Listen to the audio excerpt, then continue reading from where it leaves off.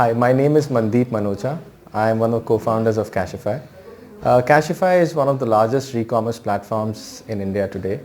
What we do is we make it easy for people to sell their old electronics. The way we help out is anybody can download our app. We diagnose your phone automatically sitting at the comfort of your house. We give you the best possible buyback price, and if you like the price, we come to your house and buy the device from you. Well, our vision is that none of the resources in the world should lie vacant in any of the drawers or any closet in the world, and that's the vision that we are working towards. We've started with smartphones as a major category.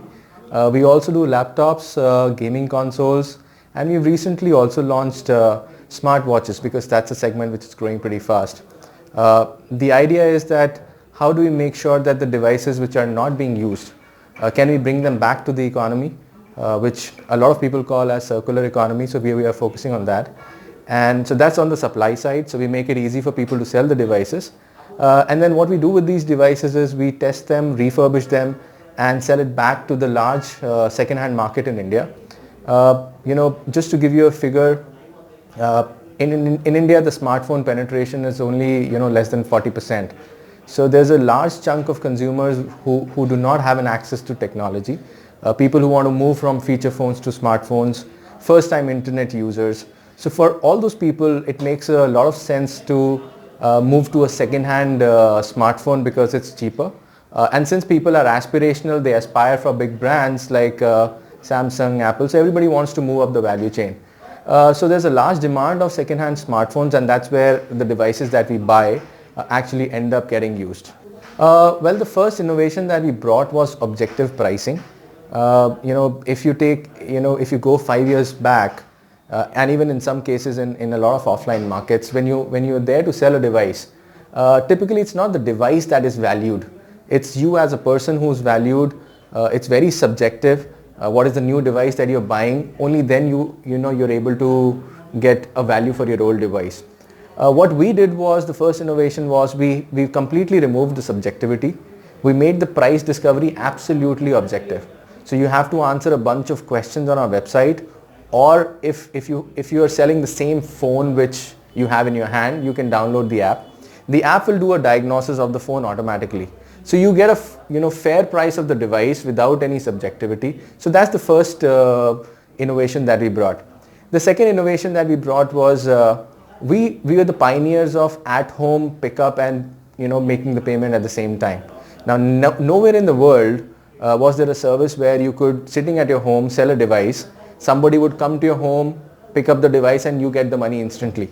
So we started the service in India, largely because India is a very trust deficit market, and secondly we wanted to give the best customer experience. So mostly people want instant gratification. When you're parting away with something, you want to get gratified instantly. So that is the second thing that we introduced. There were a lot of tech products that we introduced to make this seamless. The guy who comes to the doorstep, we made the system of pickup so dumbed down that the amount of time we spend in training this guy is minimal.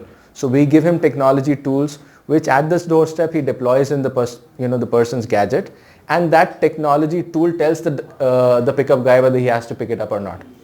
So these are the two innovations that come to my mind. There are certain innovations that we are working on right now. We are trying to make the device evaluation completely devoid of human interaction.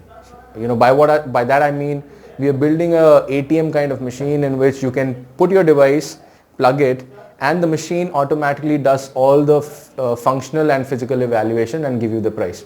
So our goal is to how do we make this process more automated and more objective so that the best value can be given to the customer. So these are the few innovations that we are driving. There are many other things that our technology team keeps working on, but these are the key three things that come to my mind right now.